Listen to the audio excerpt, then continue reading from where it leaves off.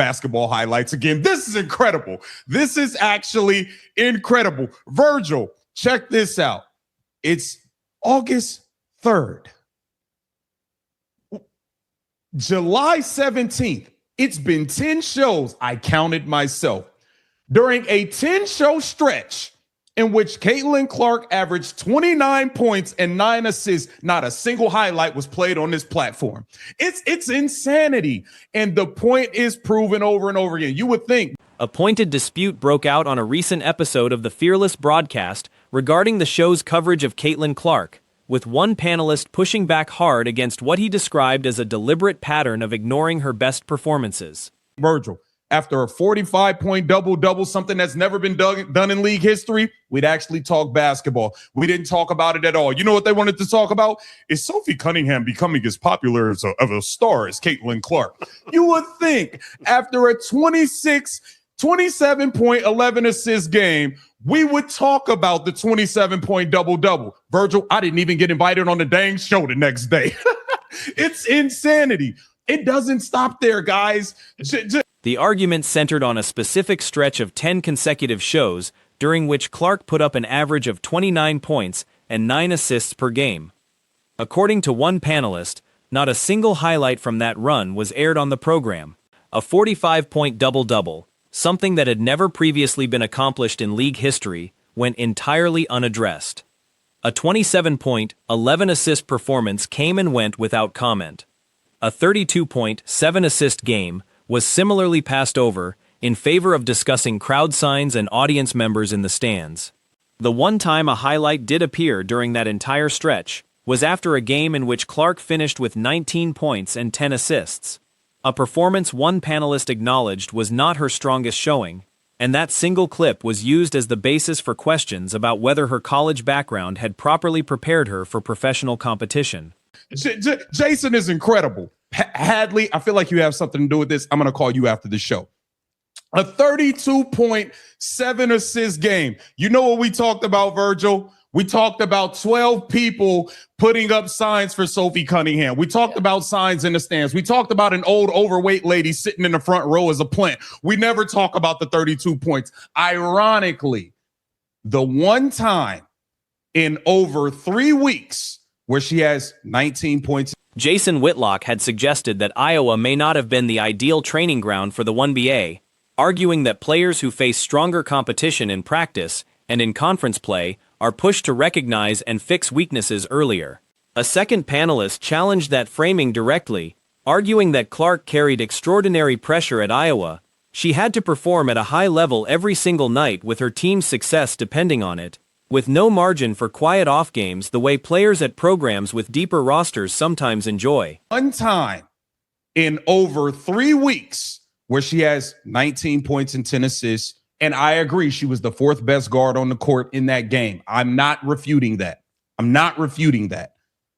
But the one time you feel like she didn't meet the bill is the only time a highlight ever gets played on the show. It's been 10 shows where the girl averaged 30 and 10. Oh, because I know Dre, he used to talk about percentages because, you know, they pulled this little trick on me with the Atlanta Dream third quarter. They waited until one bad third quarter to actually talk about basketball on this show. A third voice in the conversation offered a more measured take, drawing a comparison to Kobe Bryant's development, noting that Bryant's father steered him toward programs where he would be the central figure.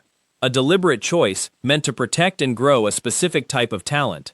The argument was that players who are always surrounded by stronger competition don't automatically develop faster. What actually matters is whether an athlete, when confronted with a real challenge, makes the internal adjustment to grow through it.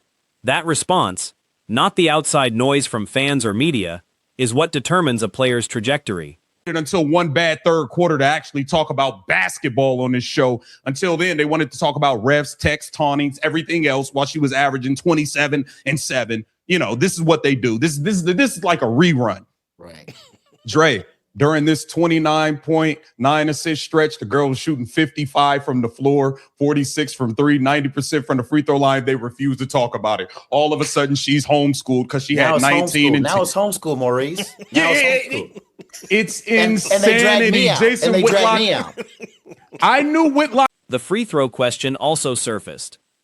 Whitlock had texted the group during a game against Portland, criticizing what he viewed as too many free throw attempts by Clark.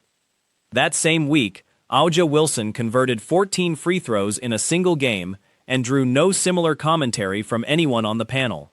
The inconsistency in how these situations were framed was raised as further evidence that the standards being applied were shifting depending on who was being discussed. And they dragged me out. Jason And they Whitlock. dragged me out. I knew Whitlock was up to something. I called him yesterday. He refused to answer my call. I knew he was up to no good. I knew it. That is gaslighting in the highest form, what you just did right there. That is mind-boggling how you just did that, man. I knew at some point today that you was going to go to Paige Beckers. I didn't know it was going to be your opening statement. No, Charles. Hey, remember, because this didn't make the show, because this was over the weekend. You know, when Kate. On the matter of officiating, one panelist argued that the foul calling in Clark's favor during the Portland game was not balanced by genuine contact, and predicted correctly that the same treatment would not follow her into the Minnesota game. Clark did not attempt a single free throw from a foul in that game, with her only trip to the line coming off a technical foul call. The point being made was that Minnesota's coaching staff, led by Cheryl Reeve, would not allow favorable officiating to go unchallenged. Hey, remember, because this didn't make the show, because this was over the weekend. You know, when Caitlin Clark was scoring 32, Jason Whitlock texted the chat. Oh man, all of these free throws. It's just too many free throws. A'ja Wilson had 36 yesterday on 14 free throws. Nobody says a word about her free throw. It's just, Virgil, the goalpost gets moved every single time. I'm going to bring Dre in as an arbitrator here. Dre, your thoughts on any of this? On any of this? Well, first of all, I agree with Virgil with what he said. The Indiana Fever's shortcomings against top-tier opponents were discussed at length. The team's offense is historically productive, scoring at a pace unprecedented in league history. The defense, however, has been equally porous, surrendering points at a rate that matches the offensive output and cancels it out. Against weaker opponents, the firepower is enough to pull away. Against the best teams in the league, the defensive gaps get exposed. In the closing possessions of close games against elite competition, Clark has had to come off the floor on the defensive end, and that substitution pattern tells its own story about where the team currently stands. Any of this? On any of this? Well, first of all, I agree with Virgil with what he said when it comes to being on the homeschool, quote unquote. Not theoretically, but the metaphor of being homeschooled, because there are athletes out there who never had to get into a fight because everybody wants to be their friend. It's only when they get into a situation with someone who doesn't want to be their friend, they find out that just because everybody else left them alone doesn't mean that they're necessarily tough. Many school kids, they go to school, not homeschooled, but they never face a real challenge from anyone until they get to a certain point. Then the fact that they were... The depth question was addressed directly. The starting five, Clark, Kelsey Mitchell, and Aaliyah Boston as the primary anchors, is capable of competing with any team in the league. Beyond those key players, the roster thins considerably. Minnesota, by contrast, fields rotation pieces who would start for most other franchises.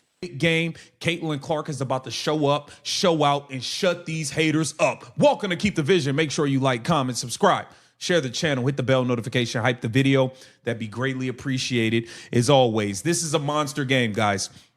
The Las Vegas Aces are 21-9. The Indiana Fever are 19-11. The Indiana Fever are just 2 games out of second place. Okay, you got the Aces and the Valkyries tied for second place right now. The Indiana Fever can close the gap.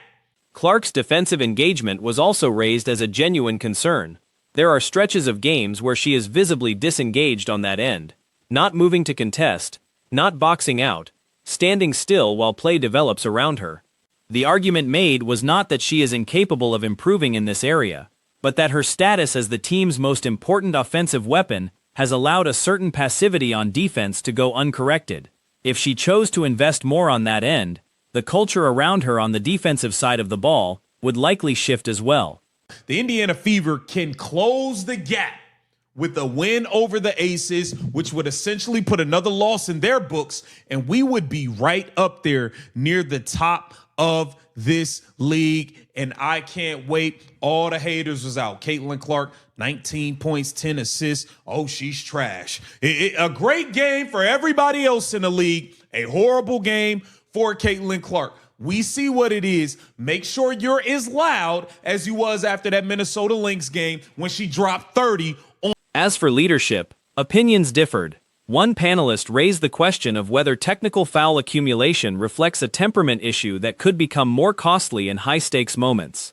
Another pushed back, saying there is no reported friction within the locker room, no complaints from teammates past or present, and that the losses and struggles being attributed to her leadership are more accurately explained by roster limitations and the quality of the opponents they have faced.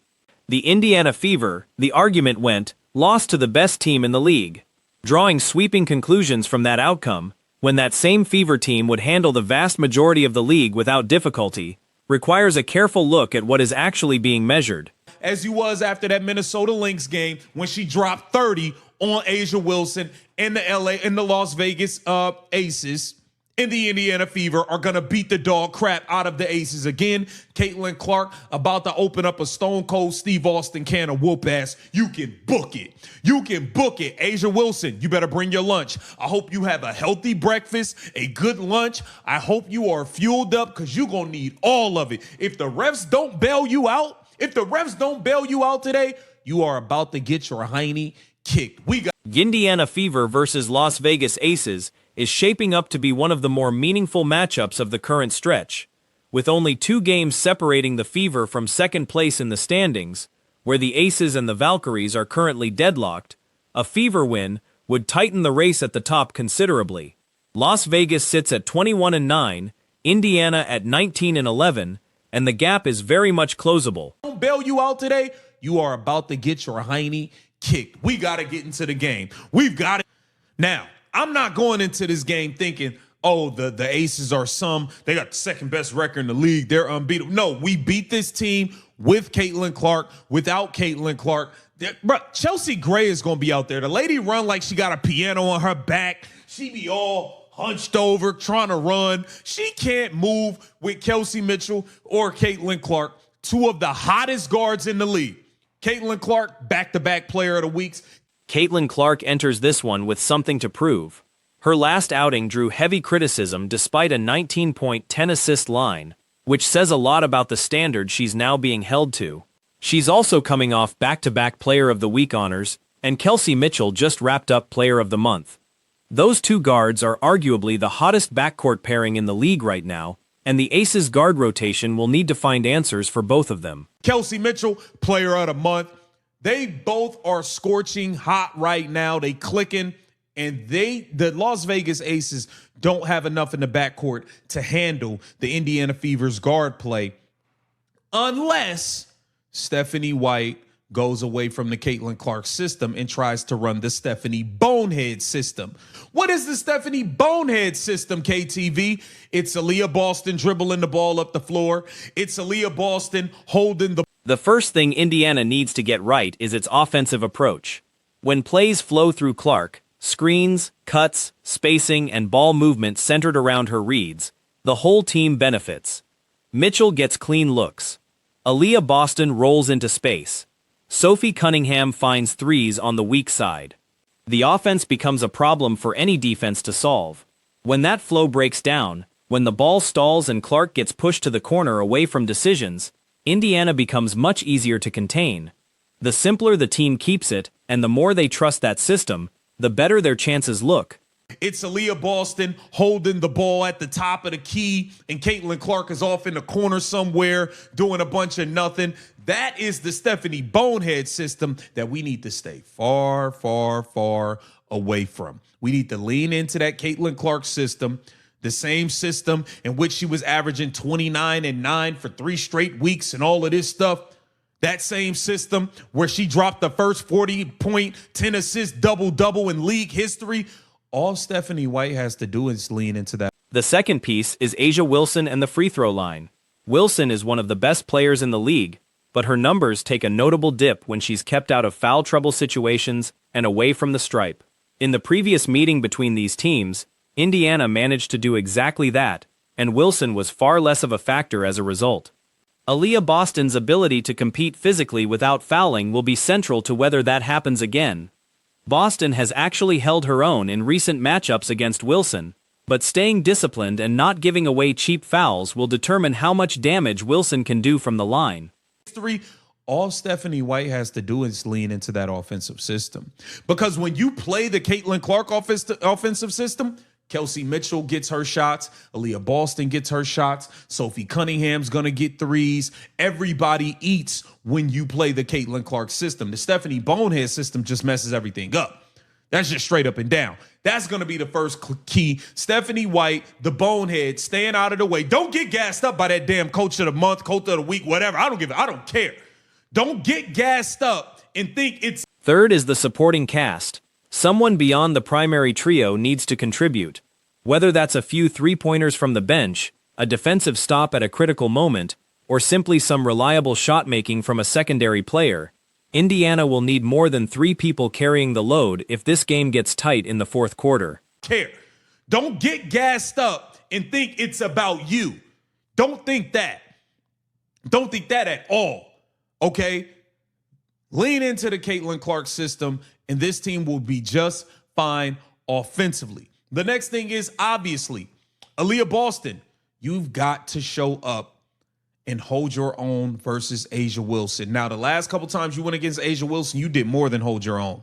And the key to Aaliyah Boston holding her own versus A'ja Wilson is going to be that whistle. Jackie Young is also worth keeping an eye on. Since Kennedy Carter's departure from the Aces roster,